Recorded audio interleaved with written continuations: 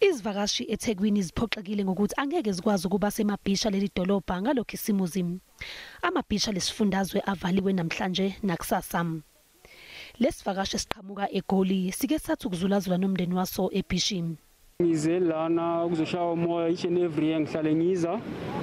So engakusho ukuthi I am not disappointed because we are fighting the disease. Le disease esikuyo lena i-disease esingayazi ukuthi i-disease enjani. So ungcono ukuthi sibe safe than ukuthi siyenze izinto ngendlela engekho emthethweni. Isifundazwe iKwaZulu Natal siheha kakhulu izivakashi. Abantu bebezihambela eBhishi iNorth Beach, abanye bathi bajabulela ukuba njengaphandle, abanye bazokalisa intukuthelo yabo ngokungavumeleki ukuba babhukude emabhishi.